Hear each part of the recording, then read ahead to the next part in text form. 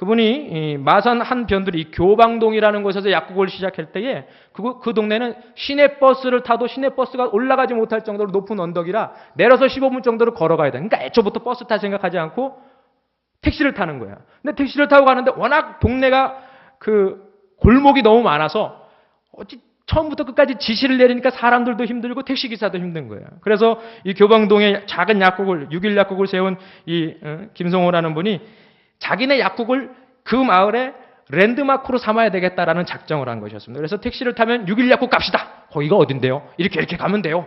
그리고 약국에 오는 사람 손님들마다 우리 약국을 거점으로 해라. 우리 약국을 가르쳐줘라. 라고 그렇게 소문을 내게 한 거예요. 오는 지인들마다 다 그렇게 얘기를 했습니다. 그리고 은행에서 잔돈을 받고 왔어요. 그리고 그 자기 약국 앞에 오시는 그 택시기사분들한테 다 잔돈을 바꿔주는 거예요. 무상으로. 옛날에는 잔돈 바꿔주시는 분들도 있었다면서요. 50원인가? 받고.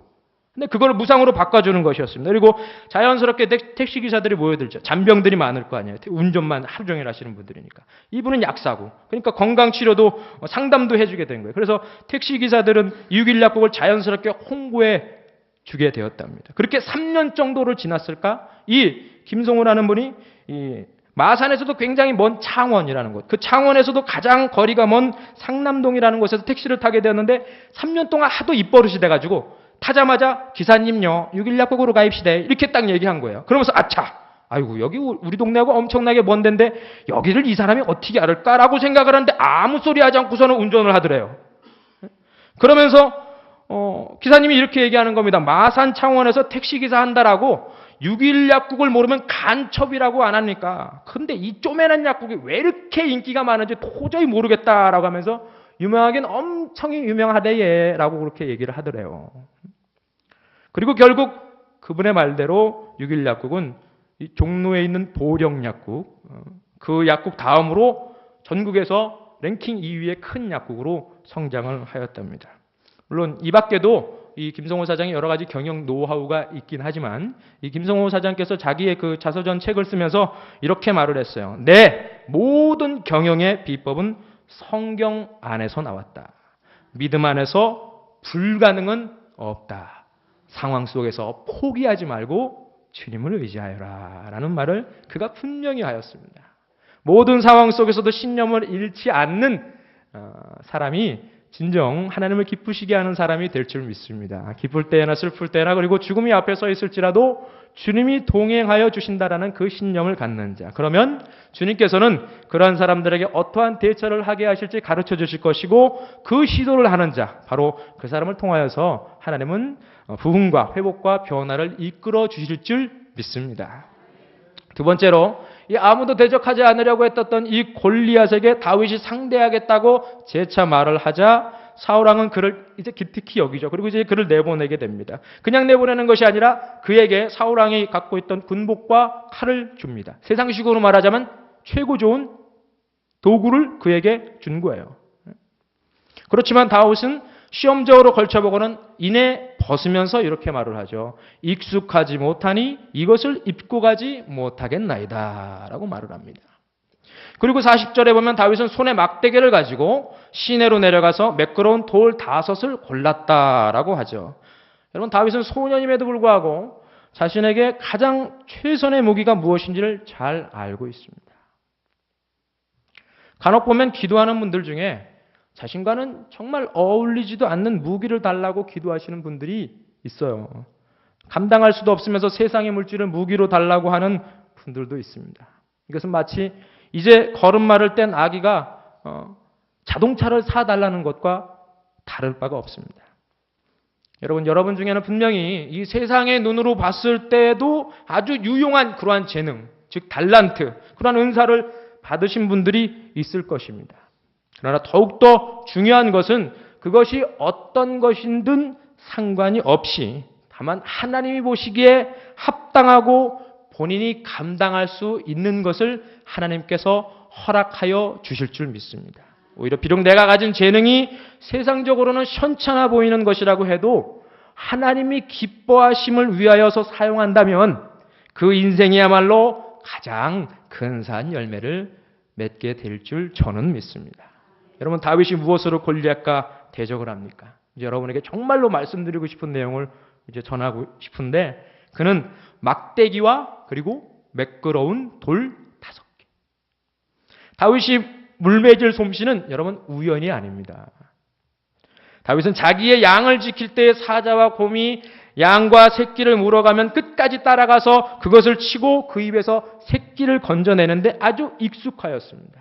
물매질은 사울의 갑옷과 그리고 검보다 다윗에게는 훨씬 더 익숙한 것이었던 것입니다. 여러분, 다윗이 골리앗을 쓰러뜨린 것은 어떤 놀라운 특별한 무기가 아닙니다.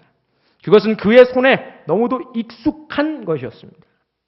마찬가지입니다, 여러분. 하나님은 우리의 부흥을 위해서, 우리의 회복을 위해서, 나의 영적인 배가를 위하여서 어떤 특별한 사람이나 어떤 특별한 것을 애용하시지 않습니다. 우리의 가정의 문제도 어떤 특별한 이벤트나 특별한 사람으로 인해서 회복시켜 주시는 일, 그런 일은 없습니다. 우리 교회의 부흥도 어떤 특별한 사람이 갑자기 뚝 떨어져서 행함으로 그렇게 부흥이 이루어지는 것을 하나님은 선호하지 않으십니다.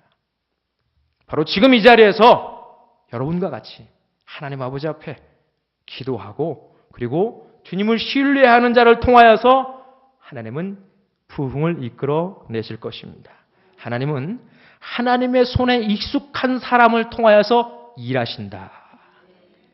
그리고 여러분에게 주어진, 그러니까 여러분 손에 익숙한 그것을 가지고 하나님은 이끌어 가실 것이다. 여러분 손에 무엇가 익숙합니까? 피아노가 익숙합니까? 음악으로 하나님께 영광을 돌릴 수 있겠네요. 운동이 익숙합니까? 운동으로 하나님께 영광을 돌릴 수 있을 것입니다. 건축이 익숙합니까? 사랑의 집 짓기 하면 참 좋겠네요. 하나님께 영광 돌리겠네요. 돈에 익숙한 분이 분명히 있을 것입니다. 예, 저랑 친하게 지내요. 저는 돈은 없어도 쓸만한 데는 잘 알고 있습니다. 여러분, 이런 모든 것들을 다른 말로 달란트라고 할 수 있겠죠.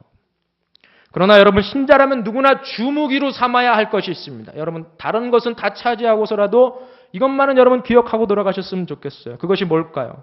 여러분이 하나님 앞에서 가장 익숙한 무기가 되어야 될 것이 무엇이 있을까요? 그건 기도입니다.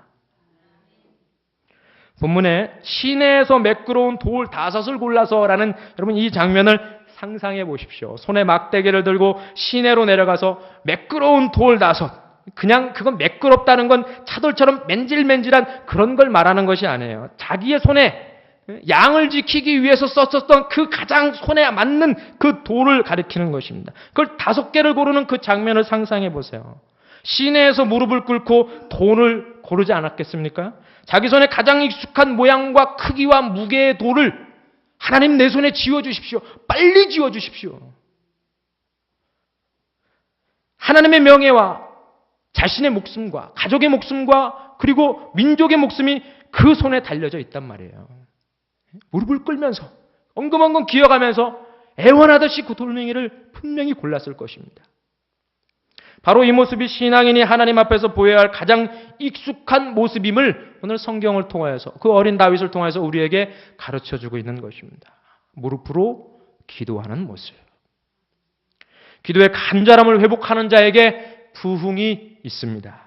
여러분 상상해 보십시오. 돌을 고르는 모습을 보던 그 적이든지 아니면 아군이든지 상관없이 그 어른들이 다윗의 그 모습을 보면서 얼마나 하찮게 생각을 했겠어요. 어떤 생각까지 했을까요?